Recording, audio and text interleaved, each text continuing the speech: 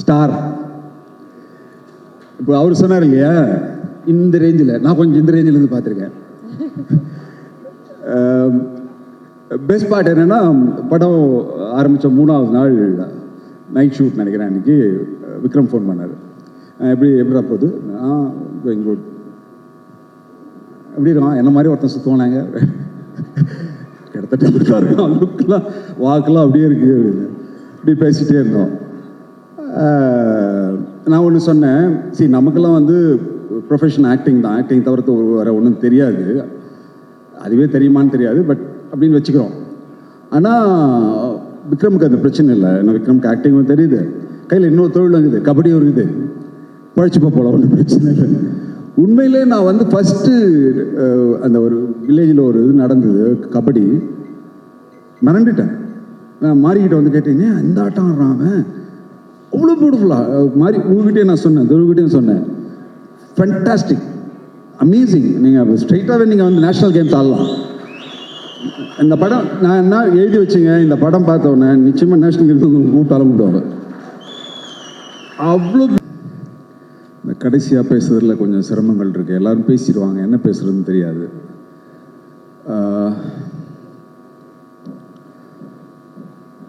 சிம்பிளாக ஒரே வார்த்தையில் சொல்லணும்னா, எல்லா புகழும் என் இயக்குனருக்கு.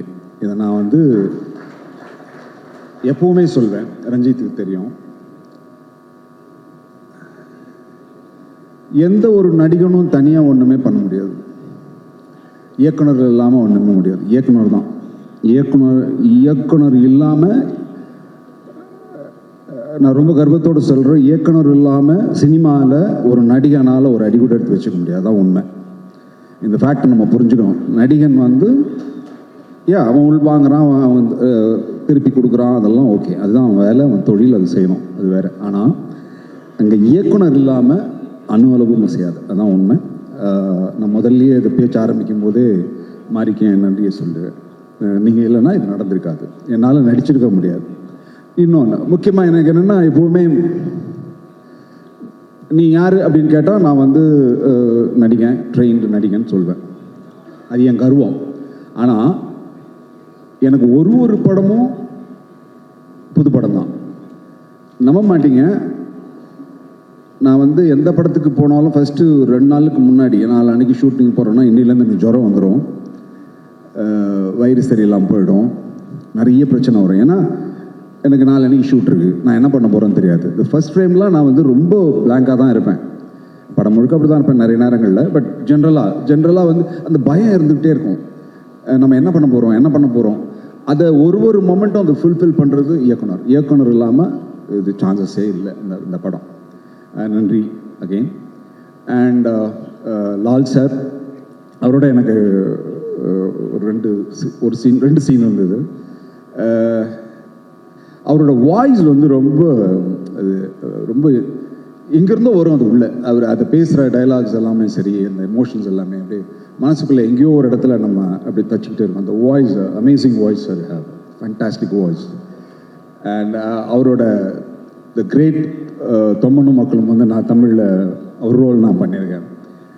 And thank you sir, nice to work with you. And Aamir சாரோட எனக்கும் அதே அவர் சொன்ன மாதிரி தான், அப்படியே அங்கே ஹாய் பாய் அப்படியே பேசிக்குவோம், அவ்வளோதான், ரோல் இல்லை. Thank you sir. உங்களோட நீங்களும் நானும் ஒரு படத்தில் நடிச்சிருக்கோம். அப்புறம் அது மட்டும் இல்லாமல் மதன் இருக்காருன்னு நினைக்கிறேன், கிளம்பிட்டாருன்னு நினைக்கிறேன். மதன், அவர் கூட நிறைய சீன் எனக்கு இருந்தது. நான் ஆக்சுவலாக அகெயின் மாறிக்கு தான் நன்றி சொல்லணும். ஏன்னா ஃபேண்டாஸ்டிக் ஆக்டருங்க அவர். எத்தனை நாள் எங்கேயோ ஒரு ஓரத்தில் உட்காந்துருக்காரு. பியூட்டிஃபுல் ஆக்டர், அவ்வளோ அழகாக எமோஷன் பண்ண. எனக்குலாம் சில நேரங்கள் ஐயோ என்ன இவ்வளோ பிரமாதமாக பண்ணுறாரு, நம்ம மொக்கையாக பண்ணுறோம் போல இருக்குது, நமக்கு ஏதாவது அதை விட கொஞ்சம் பெட்டராக பண்ணுன்ற ஒரு போட்டி மனப்பான்மையே நிறைய நேரங்களில் அவர் வந்து அந்த மொமெண்ட்டில் கொடுத்தாரு. Thank you wonderful. அண்ட் நிறைய லிஸி இருக்காங்க, ரேகா, நிறைய பேர், அவங்களோடலாம் எனக்கு சீன்ஸ் இல்லை, பட் ஸ்டில் நன்றி. ரஜிஷா, உண்மையில் நான் அப்பன் தான், என்னோட doubt. That's what I feel when எவர் நம்ம ஸ்பாட்டில் இருந்த டைம்லலாம் அப்படி தான் நான் ஃபீல் பண்ணேன். nice to work with you. You're an amazing actress and நிறைய போடணும் ஃப்யூச்சரில் டெஃபினட்டாக. அண்ட் அடுத்த ஸ்டாரினி அனுபமா, அவங்களோட ஒரு சீன் எனக்கு இருந்தது. ரொம்ப சீன்ஸ் இல்லை, கொஞ்சம் தான். அவங்களுக்கு கல்யாணம் ஆக போகிற மாதிரி ஒரு சீன், அதை சொல்லக்கூடாது. அந்த இடத்துல வந்து ஒரு எமோஷ்னல் மொமெண்ட் வந்து ஒன்று பண்ணாங்க. ரொம்ப பிரமிப்பாக இருந்தது. நான் அங்கேயே கூப்பிட்டு சொன்ன மாதிரியே பல கலக்கிற அந்த பொண்ணு. எனக்கு அடுத்த சீன் எனக்கு டைலாக் வரணும், நல்லா வரவே இல்லை வாயிலிருந்து அப்படின்னு. ரொம்ப பியூட்டிஃபுல்லாக இருந்தது, அமேசிங். நான் அன்றைக்கும் சொன்னேன் உங்ககிட்ட. Great, thank you. அண்ட் ஸ்டார், இப்போ அவர் சொன்னார் இல்லையா, இந்த ரேஞ்சில் நான் கொஞ்சம் இந்த ரேஞ்சில் இருந்து பார்த்துருக்கேன். பெஸ்ட் பார்ட் என்னென்னா, படம் ஆரம்பித்த 3வது நாள் நைட் ஷூட் நினைக்கிறேன். அன்றைக்கி விக்ரம் ஃபோன் பண்ணார். எப்படிடா போகுது? Going good. எப்படி இருக்கான்? என்ன மாதிரி ஒருத்தன் சுற்றுவானாங்க, கிட்டத்தட்ட இருக்காரு. லுக்கெலாம் வாக்கெலாம் அப்படியே இருக்கு அப்படின்னு இப்படி பேசிகிட்டே இருந்தோம். நான் ஒன்று சொன்னேன், சரி நமக்கெல்லாம் வந்து ப்ரொஃபஷன் ஆக்டிங் தான், ஆக்டிங் தவிர்த்து வேறு ஒன்றும் தெரியாது, அதுவே தெரியுமான்னு தெரியாது, பட் அப்படின்னு வச்சுக்கிறோம். ஆனால் விக்ரமுக்கு அந்த பிரச்சனை இல்லை. ஏன்னா விக்ரமுக்கு ஆக்டிங்கும் தெரியுது, கையில் இன்னொரு தொழில் இருக்குது, கபடியும் இருக்குது, பழச்சிப்போ போல ஒன்றும் பிரச்சனை இல்லை. உண்மையிலே நான் வந்து ஃபஸ்ட்டு அந்த ஒரு வில்லேஜில் ஒரு இது நடந்தது, கபடி, மறந்துட்டேன். நான் மாறிக்கிட்ட வந்து கேட்டீங்க, இந்த ஆட்டம் ஆடுறான் அவ்வளோ பியூட்டிஃபுல்லாக மாறி. உங்ககிட்டே நான் சொன்னேன், துருவகிட்டையும் சொன்னேன், ஃபேண்டாஸ்டிக், அமேசிங். நீங்கள் ஸ்ட்ரைட்டாகவே நீங்கள் வந்து நேஷ்னல் கேம்ஸ் ஆடலாம். இந்த படம் நான் என்ன எழுதி வச்சுங்க, இந்த படம் பார்த்தோன்னே நிச்சயமாக நேஷ்னல் கேம்ஸ் வந்து கூப்பிட்டாலும் கூப்பிடுவாங்க. அவ்வளோ பியூட்டிஃபுல் பாடி லாங்குவேஜ் அண்ட் அதை புரிஞ்சுக்கிட்டு பண்ணுற விதம், அந்த லுக் எல்லாமே fantastic. And applause again, thank you Aditi and மனிந்த், always amazing, wonderful production house. Thank you once again. அப்புறம் முக்கியமான ஒரு கேரக்டர் இருக்கார், என் தம்பி ரஞ்சித். இந்த நீலமில் ஒர்க் பண்ணுறதுல ஒரு சுகம் இருக்குது, அது நம்ம ஃபேமிலி ப்ரொடக்ஷன் மாதிரி. அது இது எல்லாமே உறவு மாதிரி. தம்பி ரஞ்சித், என் தம்பி, இல்லை ப்ரொடக்ஷனில் ஒர்க் பண்ணுற அத்தனை பேருமே நம்மளுடைய அண்ணன் தம்பி, இந்த மாதிரி தான் அந்த டீம் இருக்கும்.